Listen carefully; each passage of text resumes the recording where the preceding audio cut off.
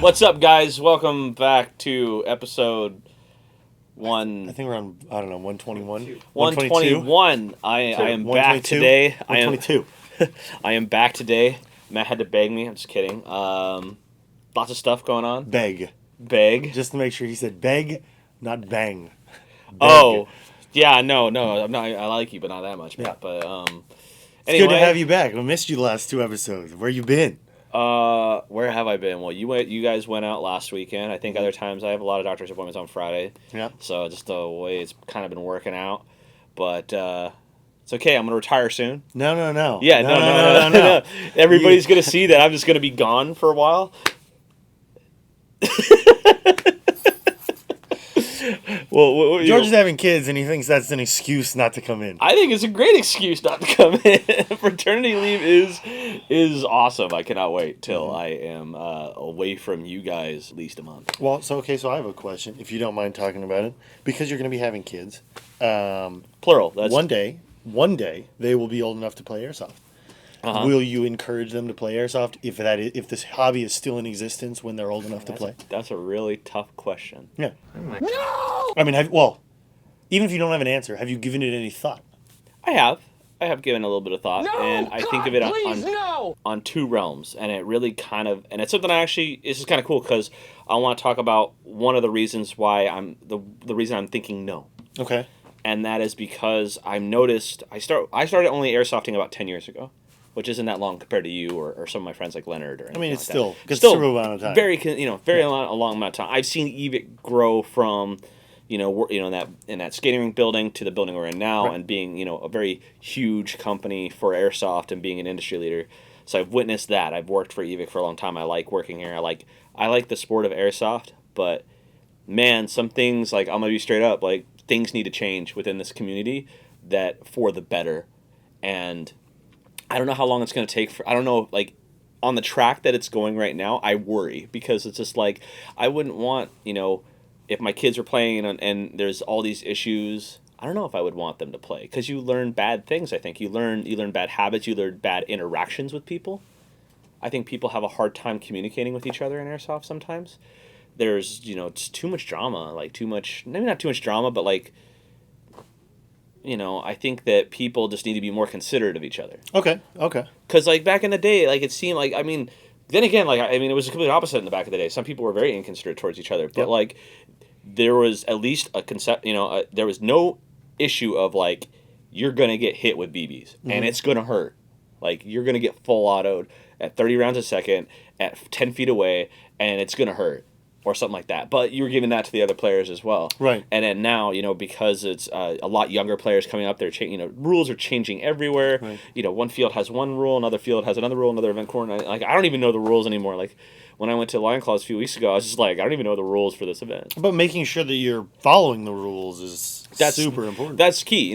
That's like I said, I was concerned because I didn't want to I didn't know that they switched to a no MED, which is good. That's great for line claws. And, so I was like making sure, I'm like, well, do they mean full auto, semi-auto? So I was always switching to semi to shoot people close range, and then, like, I remember I got, like, hit, like, 3 feet, and the guy's like, oh, I'm so sorry. I'm like, no, dude, I'm out. Like, no biggie. Like, and I like that, But I wish that everything was kind of more, what's the word? A unified set. Unified rule set. At least for, like, fields, especially, like, if I go to HSP or Tax City or Warped Ops or any of these fields in N1 or any of these fields that are in the LA area, I want to have, like, a common mindset of the rules. But I mean, maybe that's just me and I'm just kind of griping. So that's part of me that wants to go, no, yes, you get outside. It's way better than the kids playing video games or anything like that. So I'm always going to agree team with that. Building and all the other great stuff that comes with. But I mean, with Airsoft as well now. Yeah, but I'm me in sports, so yeah.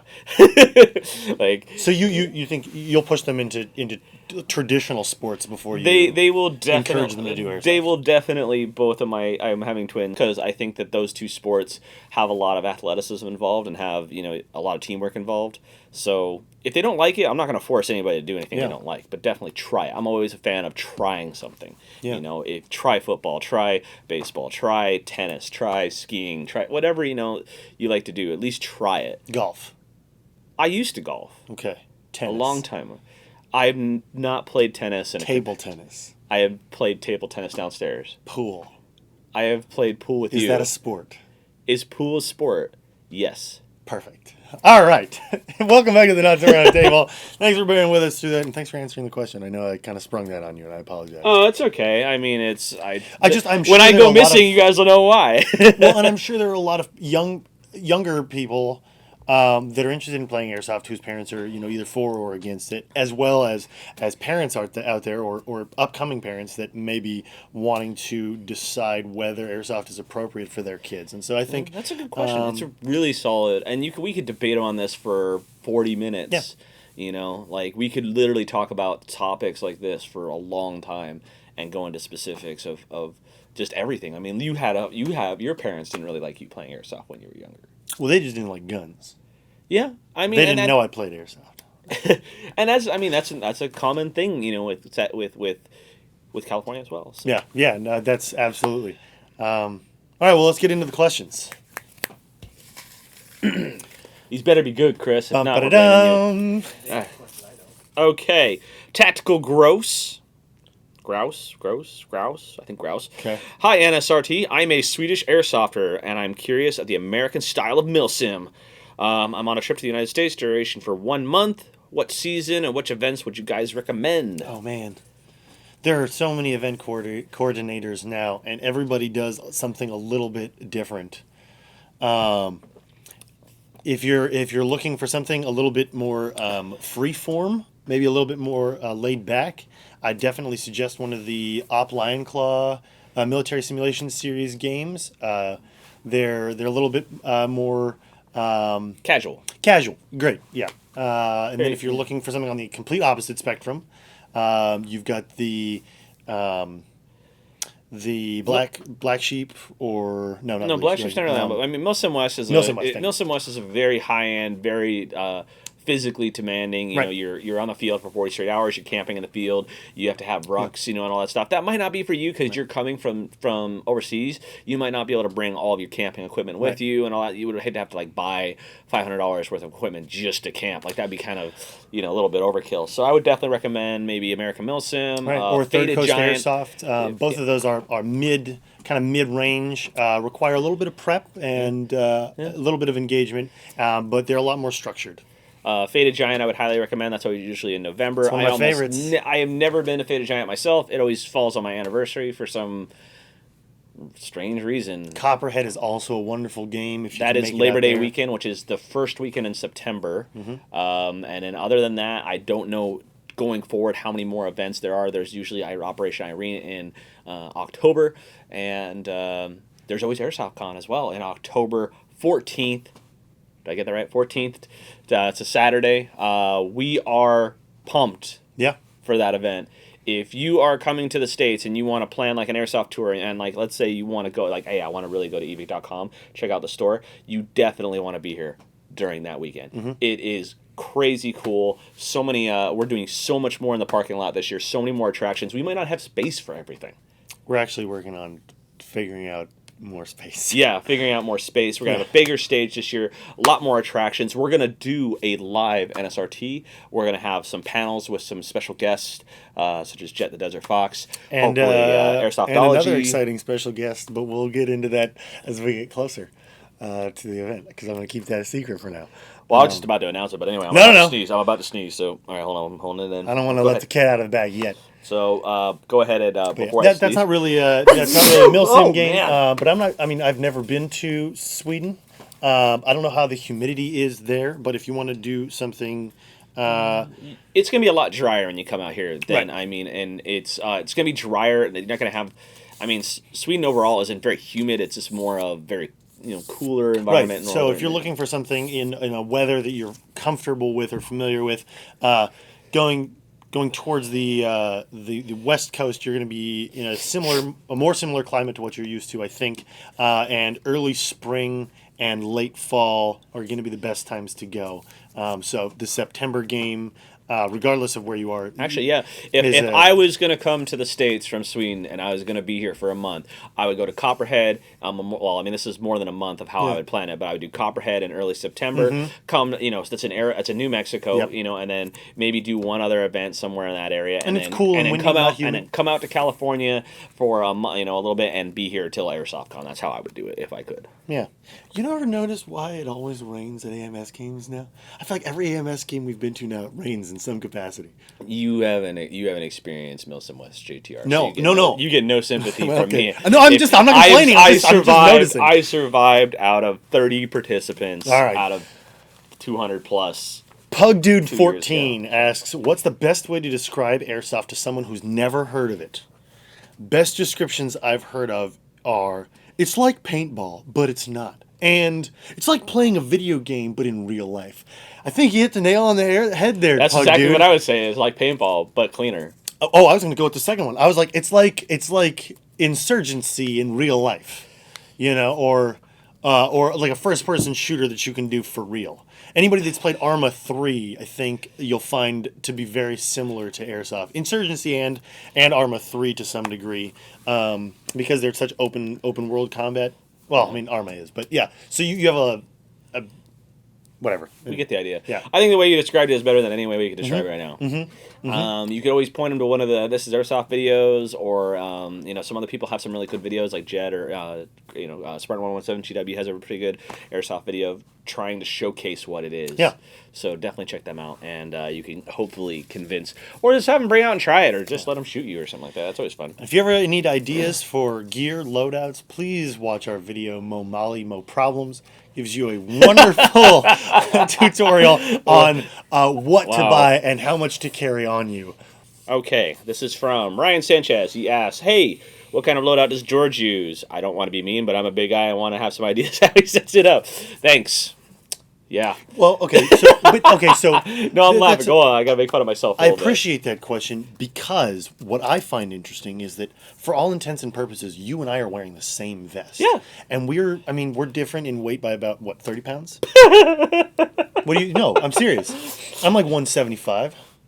I think you're like 205, 210. You think I'm 205? That's a very big compliment, sir. You're way off. Am I really? Well, yeah. But I mean, it's one of those things that you like. I mean, let's move on. Besides the fact of like back when I was much younger, I mean you're not that much younger than me, but I'm saying like young. It's like I was very slender and stuff like that.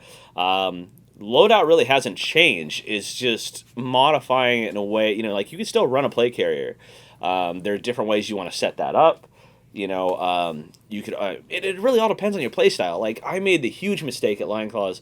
I didn't switch out my armor on my plate carrier. Oh my gosh. So I just grabbed it from and I just threw it in the car. Like I used to do this all the time. I actually went through Broken Home 3 with full body armor that entire weekend. George uses full weight training plates. I had my steel plates in there from the range. What's wrong with you? I just forgot. Like I just didn't think about it, and then so I was just like, I just put on my plate carrier. And it's like, it's Lion Claws. I'm only gonna run around for 3 hours. Yeah, no, 3 hours in 90-degree weather.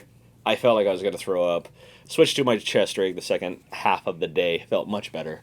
So definitely keep that in mind. Not necessarily of think of the health you're in. Like I feel pretty confident in my cardio, even though I'm a bigger dude. Like I still play hockey. I'm still competitive in hockey, even though I'm much bigger than I was 7 years ago.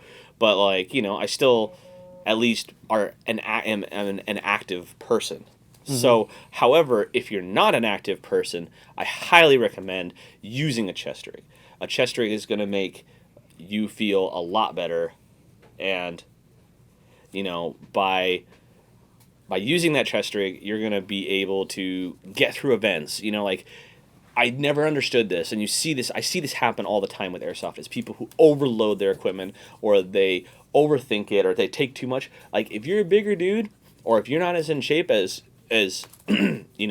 Robo or somebody along those lines, like few people are as in shape as Robo. I know I envy Robo, like I really do, but like I'm about to have kids. Like I don't go to the gym anymore, and there are some other issues, but anyway, wearing a chest rig, using just a backpack, like you'll be amazed. Like what good does it do to wear a really cool overplate carrier with a bunch of stuff on it. If you last with for just about every pouch, yeah, you with can with fit too on many it. pouches Yeah. because you want to, and you last for an hour and you play for an hour. Or you could run a minimalist chest rig like the D3CR, Yeah. just with a backpack full of water, and you could get through that entire day. Like, what's better for you? Like Yeah. looking cool in that situation, using a plate carrier like everybody else, or using something that enables you to play the entire day. I don't know about you, but I'd rather play the entire day. Using a chest rig and airsoft, like unless you're going for the look of a plate carrier is almost pointless in airsoft, in my opinion. And one of the coolest things that you can do when you do a chest rig is you can do a backpack, which allows you to remove it and gain access to stuff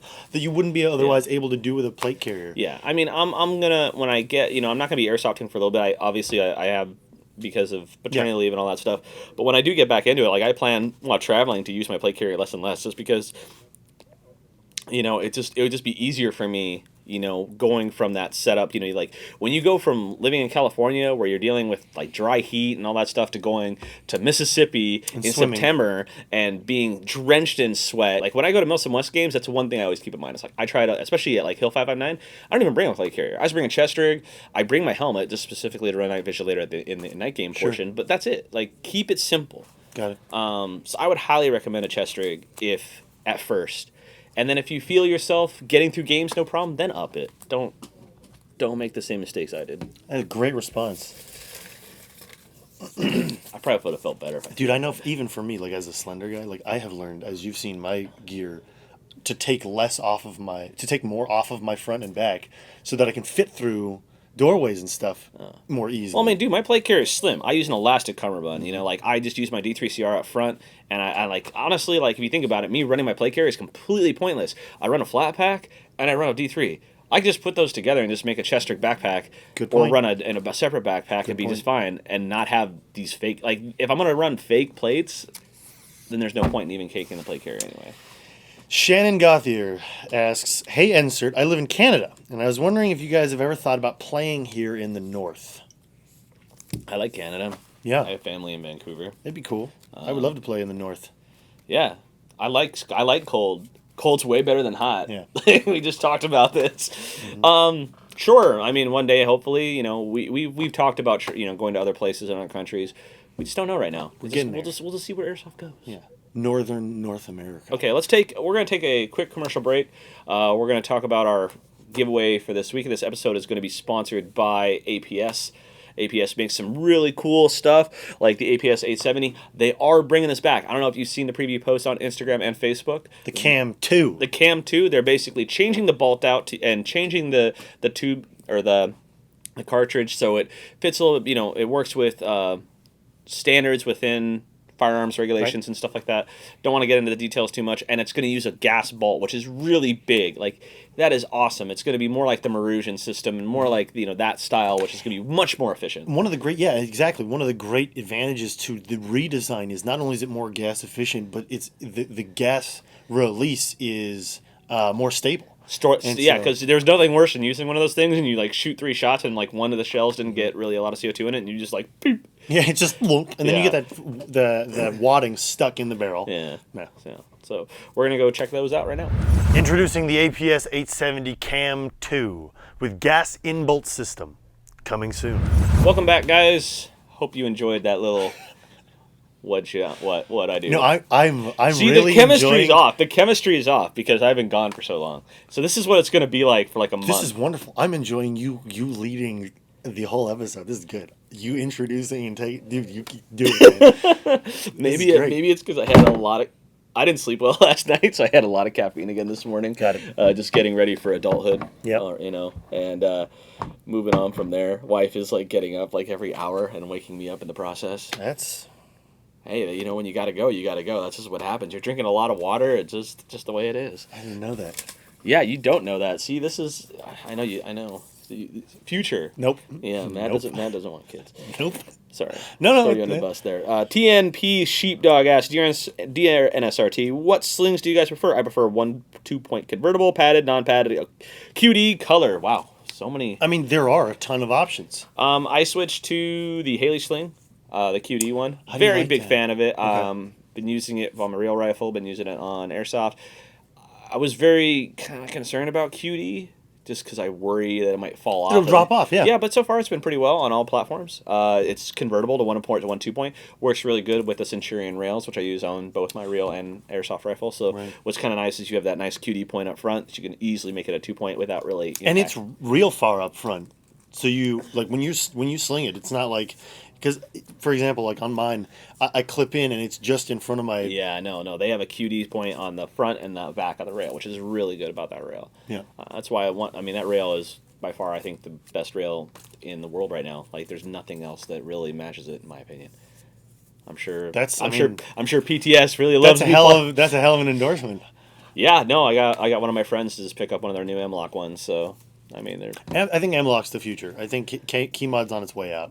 No, it's not gonna like fade away because there's still a lot of accessories, and I think there's gonna be some companies that only make Keymod accessories. Oh. So I mean, like, you're still gonna have Keymod out there. It's just gonna be like the two systems are just gonna coexist. Sure. Okay. I mean, there's a lot of accessory companies that make attachment systems that work with both. Some, yeah. No, I mean, so what's cool about the Centurion stuff is they have a M-Lock version. I think they might even have a Keymod version. I'm not sure. Don't quote me. And then they also have their own screw-in bolt system, which I'm a big fan of the screw-in bolt. Oh yeah, I mean, you could put a Magpul vertical grip on there. You can't in California anymore because California.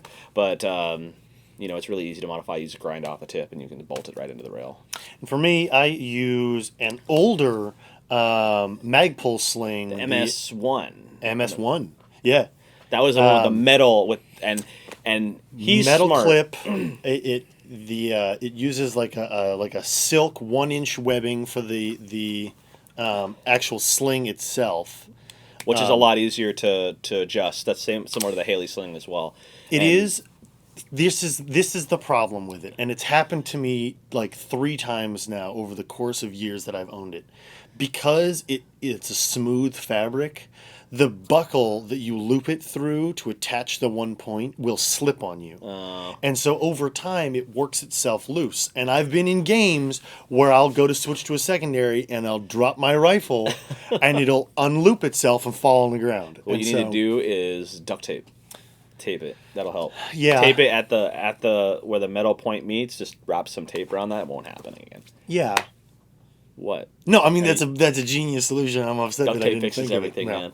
But here's one thing I'm going to say about the MS2 is I have actually broken an MS2 or MS3. I think it was MS3 sling. I broke one at Ironclad. With the polycarbonate buckles? No, it broke during one of the dam missions, completely broke. So I'm not a fan of polymer stuff on slings anymore, period. Good to know. Whose question was that? That was me. I think I grabbed that one. Or maybe, I know I grabbed that one. All right, we got a longer one. Blowing up right now. What's going on? Joshua Bowers. Evike.com. My girl keeps calling Airsoft LARPing. My girl. It is. And says it's not a sport. It Can you help define it and let her hear it from a pro like yourself? Oh, slow down there. I'm not a pro. Actually, you're a pro. What defines a pro? I don't know. Someone who gets paid. And explain the difference between LARPing and military simulations. It's LARPing.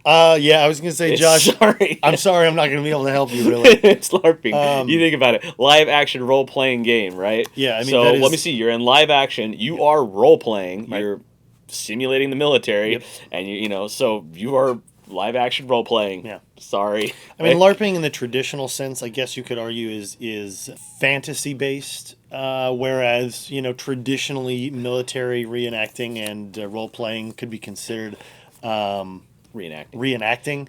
Yeah. But they're really very, very similar. One could argue that the other part of Airsoft that exists that is not military simulation, local games, pickup games, your traditional Airsoft / paintball field, that is more of a sport hobby simply because that's a more competitive atmosphere than it is a reenacting atmosphere. Yeah. And so I think there's an argument to be made that if there was a competitive half of Airsoft that had an awarding of trophies or awards or a competition that had prizes, it could be more easily classified as a sport. But currently there isn't a huge... It's in that mid-range right now. It really is in that mid-range. There's not a huge demographic that plays it as a sport. It's mostly a hobby. Yeah. So, I mean, if your girlfriend's making fun of you, like, who cares? Like, my wife makes fun of me all the time for it. It's like, it's fine. Yeah.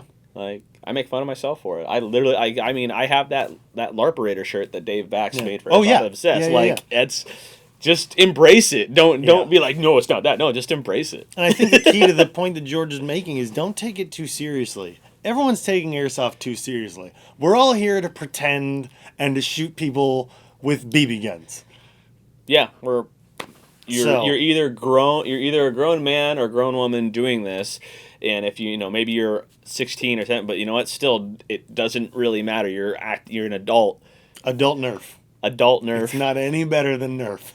Nerf's pretty cool though. Nerf is some cool. of the new stuff. Oh man, I wish they had that when I was younger. Right. Why is all the cool toys? Because the ones we had were the pump I know, action. but all the cool toys come out nowadays. Like I know you ordered one of the Lego Saturn V's. I got one. That's going to be here before your back orders. I got 2. Yeah, I know. They already shipped, by the way. Oh, they already shipped? Well, yeah, we'll see who gets it first. Well, no, I mean, I imagine you're getting yours first, but I'm going to build one and I'm going to keep one. Yeah, but excited. My wife has a huge collection of those really, really fancy, expensive Lego sets that are all in our house. So, wow. All the cool stuff comes out now when you're adults. And of course, we all remembered our childhood. We want to feel young again. So, Yeah. I say we want to feel young because we're pretty old. We won't admit it. I mean, you're still in your 20s at least. I don't know. Okay, so, specifically about Lego, I remember when we were kids and you could get Space Police and Ice Pirates, and the sets were very basic pieces, and you had to use your imagination to kind of make it happen. And I feel like with the current sets, there's many more pieces that are just kind of made already to look a certain way. And that kind of bugs me a little bit because I feel like it's kind of taken the imagination out of it. And it's harder to build those newer sets into other things, Like when I was growing up, I'd build by the instructions. Yeah, you build by the instructions. You build it. You're like, oh, that's cool, and then you disassemble it, and it all just goes in a giant bin, and you create yourself. And I think they'll still be with that with Legos. That's what I would encourage my kids to do. Is definitely I wouldn't want to do that with my wife's sets. No. She would literally, I think, ground somebody, or even if it was me, kill me or something. I don't know. So we'll answer one more question and then go from there. Cool. Let's see Aiden asks, hey NSRT, I really like Airsoft, but I prefer realism. And unfortunately, a lot of the time, GBB don't have as long as does not have as large a selection as AEGs, and are usually more expensive. Yes. Yeah. So I was wondering how hard and costly it would be to swap out AEG internals for GBB. Well, that's... Unfortunately, those systems currently are pretty incompatible. Yeah. There was a company called Daytona that was offering somewhat of a conversion to allow you to They still do offer it. You can still get they're still available. Yeah, no. Daytona is still around. It is... If you think working on a gas blowback rifle is hard... Daytona's Lauren had one for a long time. It was like... He really liked it for its, it was very gimmicky, but it was really hard to keep functioning correctly and on stuff like that. And it used an external HPA tank. Right. And so that you might not like that because of the realism aspect. Right. So that's very difficult. The cool thing is at least there are really good options for the majority of airsoft guns out there. There is a GBB M4, multiples. Yep. There's a gas blowback AK. Yep. Multiples. P90. P90 now, yeah. All the pistols, obviously. M14. There's the good. I think there's an L85. There's an L85. There's a Scar. There's a Masada. Wasn't there a UMP as well and a UMP? There's a gas blowback UMP. There's a gas blowback MP5. There are tons of options for the majority of popular rifles. G36. You just have to search a little bit. But yeah, there's really no way to put gas parts in an AEG, and that's on purpose, because they don't want that confusion with compatibility of parts. Yeah, it's either an AEG or a gas gun. I sold my gas gun recently, but I had an LM4 for a long time. It was fun to play like CQB. It was actually made CQB. Going to Tac City or whatever more enjoyable because it was more challenging, or it's just different. So. It is one of those things that but the thing is, I'll tell you from experience, if you're using a gas blowback and you're going to an outdoor game and everybody else is using AEGs, using full out, you're just not going to have as much fun. You're not going to be able to hit people. It's very gimmicky, like I said, but still an option, definitely out there. All right. Do I have to keep driving this No, conversation? no, no, no, no. You're loving it. You're loving it. You're loving it too much. I did want to. Well, I did want to return before we go. I did want to return kind of to our conversation at the beginning because I was thinking about it when we were answering questions, and something I've always appreciated about you is your knowledge of not only airsoft but also of real firearms and how they're interconnected. And so I know I asked you at the beginning if you were interested in letting your kids in the future play airsoft. My second question would be, how do you feel about, as a parent, especially a parent who lives in California, young people's exposure to firearms? Will you allow your children to have exposure to those? And if so, at what age? And will that differ from airsoft if they develop an interest in airsoft? That's a very good question. I have, like, I grew up shooting, in terms of, I think I got, like, like BB guns and stuff like that when I was pretty young. But, like, my dad was very conscious of making sure of you understanding and respecting.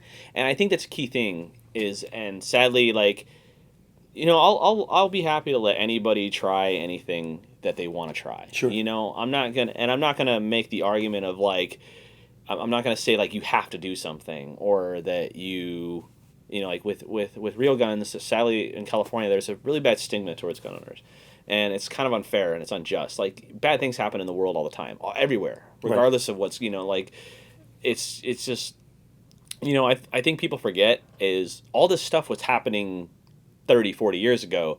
It's just the media didn't capture it as much. It was harder to report stories of a random thing happening in the San Francisco area, or out east, or in England, or whatever. It took a while to get information out through newspapers and stuff like that. So, I mean, like, I think if they wanted to try it, absolutely. If they wanted to embrace it, that's great. Sure. But like, also, I don't want them having a bad stigmatism towards them from other friends because they like firearms. Sure. Because that's something that you can't really win here. Is some people are just like that towards you, and it's kind of it's unjust. Yeah. You're the bad guy without being able to. Yeah. No, I mean it literally is. It is literally that sheepdog mentality, right. and some people just can't get away from it, and it's fine. I'm not gonna debate with people about that. So, but I mean, I think that if young people are more exposed to something, then they're told to, like, respect it. Respect is reinforced. Yeah. Yeah, like respect. Like, like my dad. That's one thing that was really crucial. Is like, you respect this. This could hurt you. This could hurt someone else. Treat it with respect. I think once you learn that, you treat cars with more respect. Right, sure. Like, even though my car looks dirty as heck right now, but, like, you have an appreciation. You have an appreciation right. for it. If you respect your vehicle, and understand, okay, hey, this vehicle could hurt somebody. I'm going to pay extra attention while I'm driving, especially on a residential street. Like, everything can be used to harm somebody at any given time. That's even words. Even words. So if you're more conscious of what you're saying and what you're doing towards other people, then you're going to turn out better in life, in my opinion. Absolutely. Look at that knowledge. Yeah. All right, I'm retiring from the show. I'm done. I'm walking away. This is... Thank you for being, so in-depth with your response. If you guys want to see more episodes like this and have George stay on the Not So Round Table, I'm gonna... comment below with hashtag George Better Stay. No, people don't like me. And we will fine. continue to do Not So Round Table together forever. Even when he's on paternity leave, we'll make him come back. Make sure you tune in Friday to our Facebook for the APS giveaway. Maybe we'll give away some hats and some APS swag. But make sure you tune into our Facebook for that. Thank you guys once again for tuning in. Please, please, please, if you want a question answered, comment in the section below with that question. It'll get cut up and thrown on in here to the helm of reasoning for next episode. Thanks for tuning in once again.